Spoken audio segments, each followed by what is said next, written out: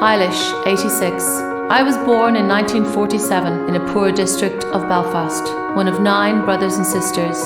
My first memory is watching my mother decorate a Christmas tree, whilst the small white coffin of the baby boy she'd given birth to a few days earlier lay on the parlour table. I would have been one of 22 had all my mother's children lived. Lack of maternal and prenatal healthcare and the awful grinding poverty saw that none of the women in my community were spared. This was the life of women in my family. We were carefully curated and curtailed by a dictatorial church and an uncaring state. Mother, 60. As a woman, I've faced many setbacks in my life, but my strength facing them has come from my mother. I have 2 older sisters, but there was a third I never met. My mother's third baby was a girl. She lived for 2 hours. She called her Anne. Mammy never got to grieve. Anne was buried in a communal grave. No funeral, no goodbyes. Women were expected to bury the pain. She had no choice in those days. She was expected to get back to work raising her family. Our words are important. They are our connection to memory, to emotion, to love, to loss. These words belong to us. Mother, 86. When I got married at 25, I had to give up my job because of the marriage bar. You had no choice and everyone was made to step down. Looking back, it put women lower than men. That wasn't talked about at the time, and that was a big problem. It made women less worthy than men. I could not earn any money. Women couldn't own property or open their own bank accounts. Then when I had my first baby, the church expected me to come and get prayed over, so that any sins that might be there because I had a baby, because I had sex, would be cleaned away. This humiliating treatment was led by the church and sanctioned by the state. Teresa. I was 10 when my father died suddenly. As a girl, I was told, "Is this how you thank your mother?" when I started to act out. Later on, I managed a hotel. My male peers were paid 70% more than me for the same work. After an incident whereby a young female worker was being blamed for something that was not her fault, the group manager told me I'd left my legs wide open on this. Women and girls were treated differently because they were women and girls. These words belong to us.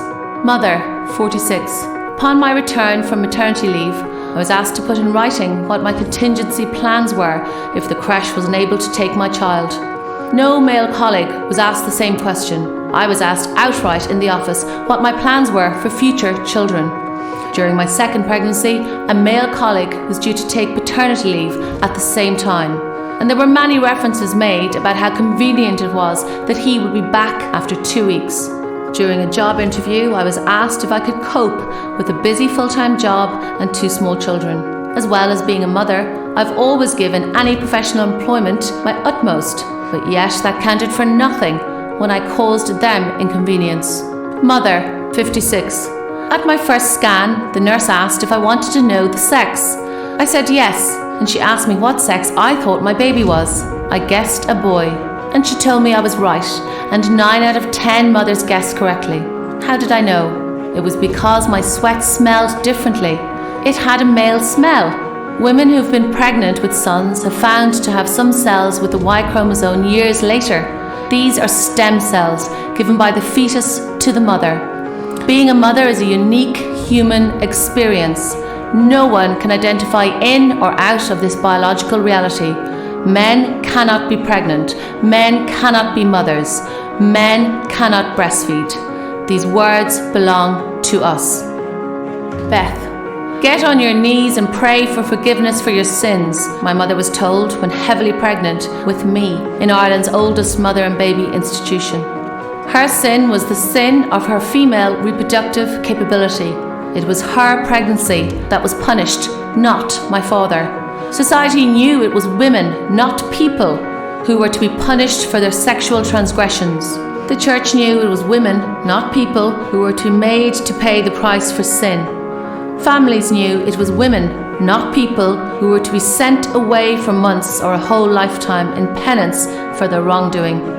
The Irish state and the culture knew exactly which sex to stigmatise, who to find guilty of carnal sin, who to incarcerate.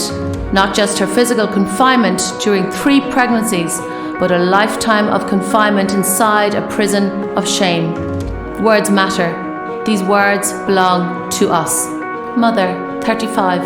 I had an abortion in the UK the same year that men could legally self-identify as women in Ireland. Women's rights, of course, came after men's needs. I was searching online for a pro-choice female doctor, worried that I was now a criminal. It wasn't people that helped me, it was women. From the doctor to the women who helped me pay to go to Liverpool, to the women who picked me up and welcomed me into her home and drove me to the clinic the next day, to the women in the clinic who cared for me, the other Irish women that day when they shared a knowing look, and then the woman in the cafe who told me to sit down and that she'd see me right. We're not people, we are women. These words belong to us. Annette. My mother Maggie was sent to Tuam Mother and Baby Home.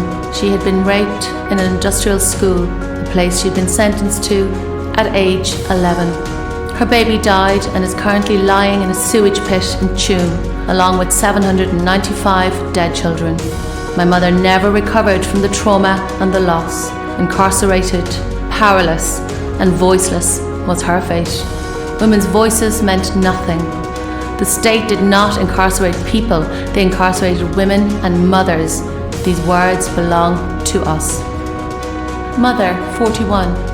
I was just approaching my 40th birthday when I found a lump. Trying not to panic, I said it almost as an afterthought to my GP. He took it seriously and within a week I was referred and having scans and a biopsy. Due to COVID, I was on my own when I was told it was cancer. The absolute fear I felt hearing those words, even now, I find hard to explain. My biggest fear was for my young children, how they might have to grow up without their mother, and the guilt was unbearable.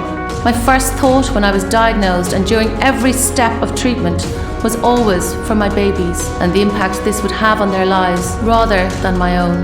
This is what motherhood means. This is what a mother does. These words belong to us. Mother, 49. I'm very proud to be a mother. Giving birth and breastfeeding were incredible experiences which gave me new respect for the amazing things my female body could do. But becoming a mother has taken a toll on my career. That same toll has not been exacted on the career of the father of my children. Motherhood is different to fatherhood. Mothers play a unique and vital role in society that should be recognised and honoured. Motherhood is not personhood. Ireland has progressed since my mother's day, but if our words are erased in language and in law, then we are going backwards. Mary. I was born on the 28th of March 1968 and was certified and detained into an industrial school, the Pembroke Arms, on the 19th of December 1969 by a judiciary court in Tralee. I am an intergenerational survivor as both my parents were. My father was sent to St. Joseph's Industrial in 1947 at age 12 when his mother died. My mother was in two Magdalen laundries, Limerick and Cork. Bessborough 1957 at age 17 and in 1959 at age 19. She was incarcerated into mental asylums around Ireland from age 16. 5 in total until 2009. I am a mother of 2 and a sister.